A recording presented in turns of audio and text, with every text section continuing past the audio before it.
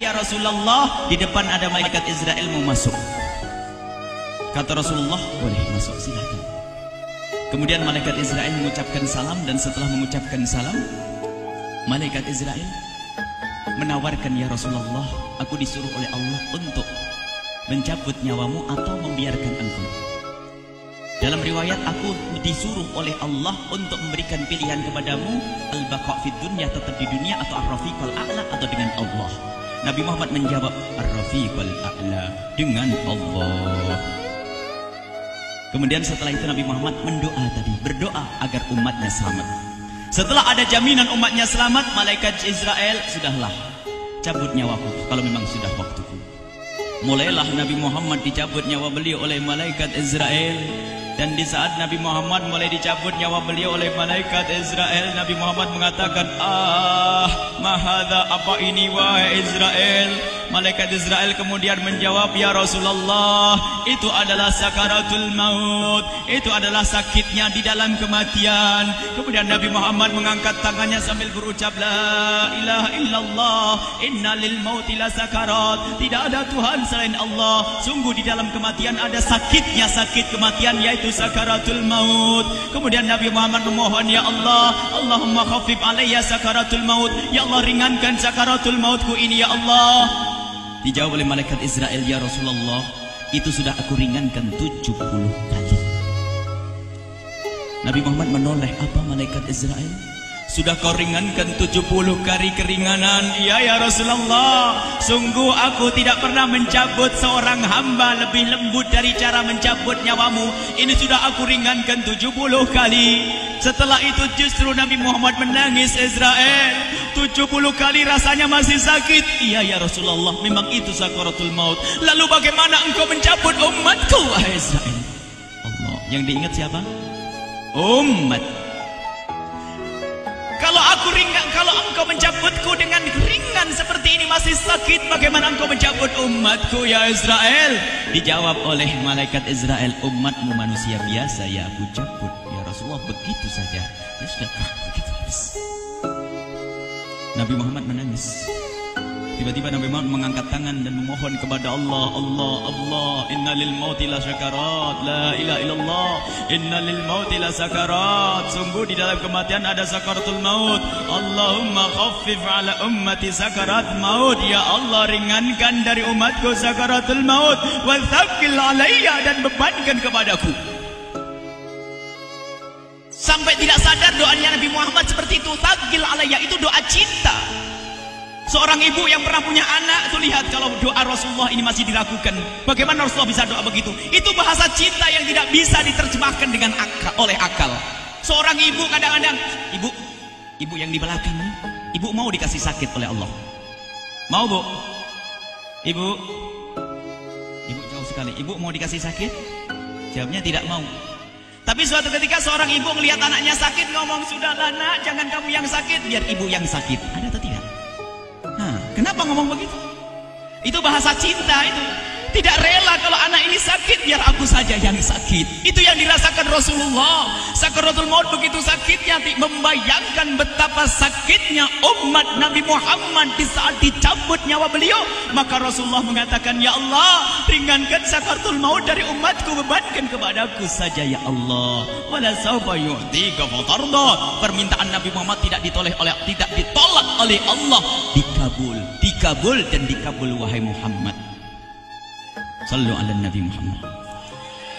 Dan benar, sakaratul maut kita ditahan oleh Rasulullah, ditanggung oleh Rasulullah, sehingga digambarkan oleh Imam Bukhari di saat Nabi Muhammad dicabut nyawa beliau, Siti Aisyah yang ada di situ. Rasulullah berada di pangkuan Siti Aisyah, yang saat itu Siti Aisyah melihat keringat dingin keluar dari kening Rasulullah. Siti Aisyah tidak pernah melihat keringat keluar seperti itu.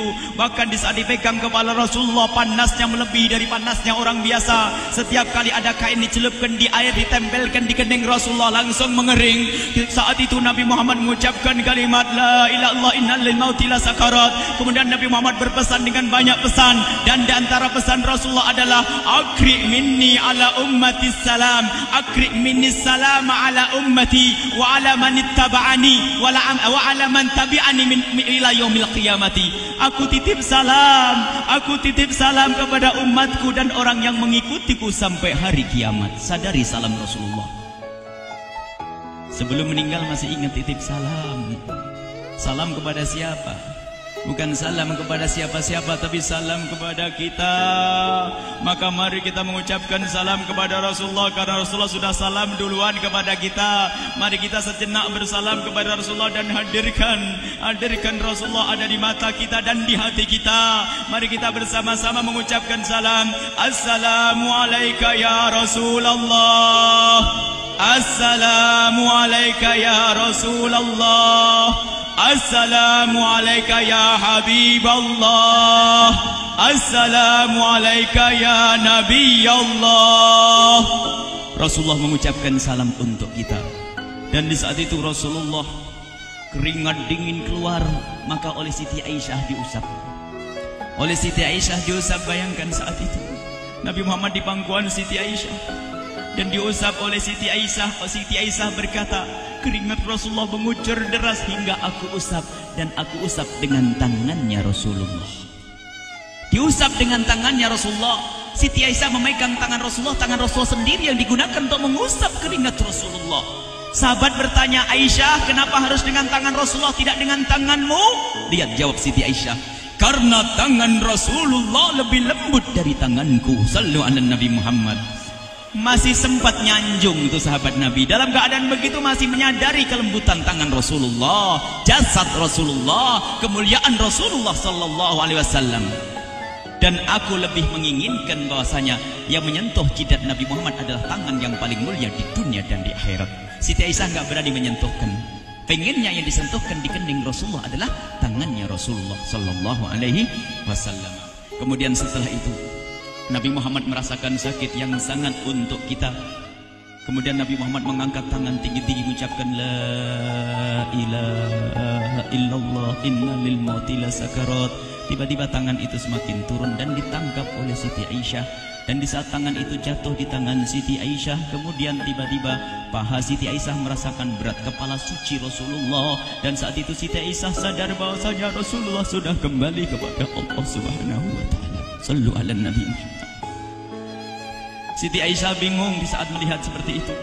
Ditaruh pelan-pelan wajah Rasulullah sambil menangis lalu berkata, Rasulullah sudah meninggal. Para sahabat Nabi pada bingung. Sayyidina Ali tiba-tiba terduduk, nggak bisa berdiri. Sayyidina Uthman nggak bisa ngomong. Ada orang Sayyidina Zaid berkata, aku baru melihat Rasulullah. Setelah ini aku tidak mau melihat lagi selain Rasulullah. Ya Allah, butakan mataku. Aku tidak ingin aku kotori mataku dengan selain Rasulullah. Dan dibutakan oleh Allah. Bermacam-macam kejadian saat itu. Madinah heboh luar biasa dengan meninggalnya Rasulullah sallallahu alaihi wasallam. Dan sungguh meninggalnya Nabi Muhammad adalah menghidupkan hati yang mati kalau orang faham. Tiba-tiba Sayyidina Abu Bakar datang. Setelah Sayyidina Umar mengatakan, siapa yang mengatakan Muhammad meninggal akan aku penggal lehernya. Jangan seperti orang-orang Nabi Muhammad sekarang lagi pergi seperti waktu Musa pergi kepada Tuhannya, kepada Allah, nanti akan kembali kepada kita. Muhammad belum meninggal. Ini adalah karena kecintaan Sayyidina Umar bin Khattab, tidak ingin Nabi Muhammad pergi. Tiba-tiba datang Sayyidina Abu Bakar As-Siddiq lalu masuk ke kamarnya Rasulullah, lalu masuk kepada Rasulullah, kemudian mengecup kening Rasulullah. Dan Sayyidina Abu Bakar berkata, ya Rasulullah, tibta hayyan wa mayyita. Ya Rasulullah, engkau tetap harum dalam keadaan hidup dan harum setelah meninggal dunia. Sallu ala Nabi Muhammad. Hingga sampai setelah hari besoknya meninggal Rasulullah, Senin sore, Selasa malam, Rabu dikubur Rasulullah sallallahu alaihi wasallam. Setelah dikubur, Sayyidat Fatimah bertanya kepada Sayyidina Abdullah ibn Abbas, Sayyidina Anas, wahai Anas, hai Anas, sambil menangis Sayyidat Fatimah Zahra, hai Anas, bagaimana engkau tega?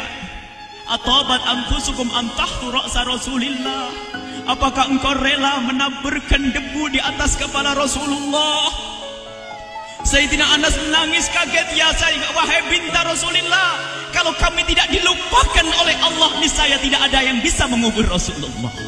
Jadi saat itu dilupakan oleh Allah, sehingga mereka tidak menyadari melakukan itu semua. Kalau mereka sadar, tidak akan bisa mengubur Rasulullah sallallahu alaihi wasallam.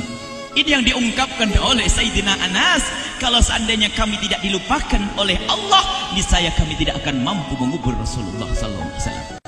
Kami yang hadir di sini, ya Allah, ingin senantiasa hadir di hati kami kekasih-Mu Nabi Muhammad. Maka kami mohon, ya Allah, jadikan kekasih-Mu Nabi Muhammad yang akan, ya Allah, yang akan mendampingi kami kelak saat Kau cabut nyawa kami, seperti yang Kau wahyukan kepada kekasih-Mu Nabi Muhammad. Wa abshiru bil jannati, semua hamba yang beriman akan menyaksikan surga, ya di saat dicabut nyawa mereka.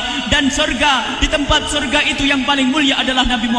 Maka kami mohon, ya Allah, saat Kau cabut nyawa kami, ya Allah, hadirkan Nabi Muhammad di hati kami, ya Allah.